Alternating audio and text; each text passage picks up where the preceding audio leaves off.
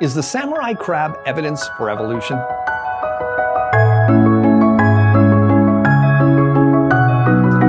Hello, it's Calvin Smith here, and welcome to Creation Basics, where our goal is to make God's creation part of your everyday conversation. Now, today's question is, what about the samurai crab? Is it proof of the evolutionary story? You see, the story of the samurai crab has been used for years to show how naturalistic processes could create what appears to be incredible design in nature, therefore showing that as a designer, i.e. God, isn't needed. We can explain creation without a creator.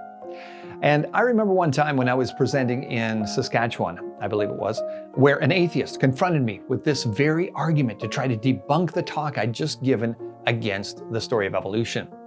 If you are unfamiliar, the idea originated, this whole story of the samurai crab, when Julian Huxley, the grandson of Charles Darwin's bulldog, T.H. Huxley, published an article titled Evolution's Copycats. That was in 1952.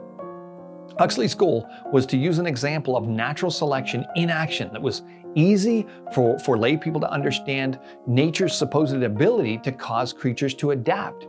He then extrapolated that to say all of life's incredible design could be explained naturalistically. The idea went like this. Superstitious Japanese don't eat Heike crab, samurai crab, because its shell looks like the face of a medieval samurai warrior. And these crabs have they've got a pattern of grooves and ridges on their back that resembles the scary face of a samurai's warrior's mask. So he said when superstitious Japanese fishermen saw crabs that looked like a samurai's mask, they threw them back.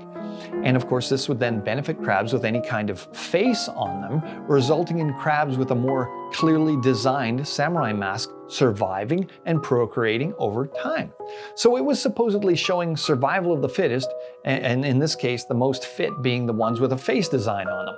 So Huxley's original article in Life magazine said the following: "The resemblance of Dorip to an angry Japanese warrior is far too specific and far too detailed to be accidental.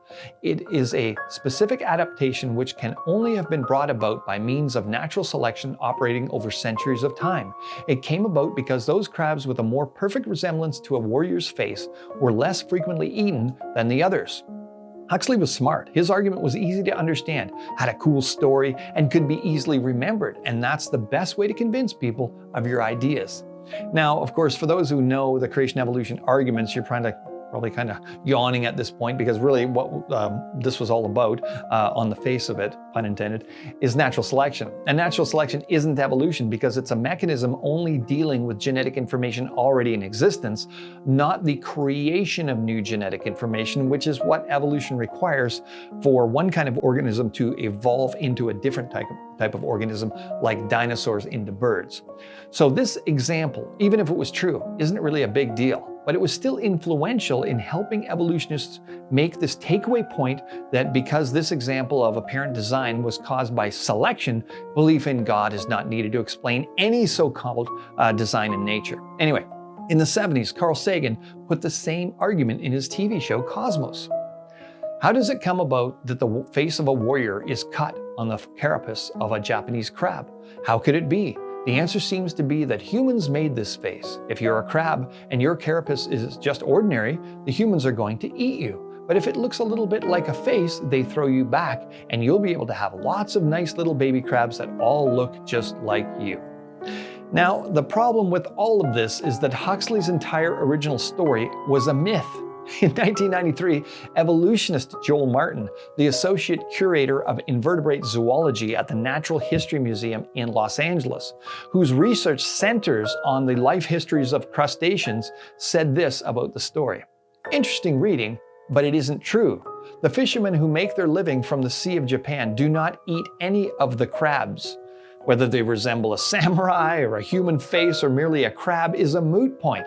All are thrown back. For Dorip japonica reaches a maximum size of only 31 millimeters across the back, not at all worth the trouble of retrieving from the nets, let alone sorting through to see which ones resemble a face and which ones do not. Martin even pointed out that some of these crabs are known from the fossil record, which obviously predate the existence of samurai warriors. So there were samurai crabs before there were samurai. So is the samurai crab evidence for evolution? Not at all. Beware what you accept as truth.